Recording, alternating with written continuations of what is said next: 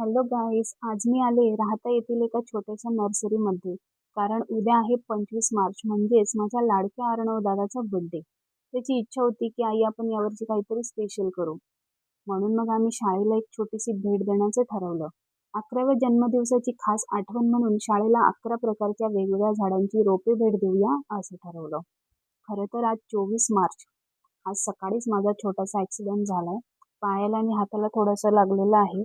पण मला त्याचा हा बर्थडे स्पेशल करायचाच होता. मी भर उन्हात जाऊन ही रोपे घेऊन आले.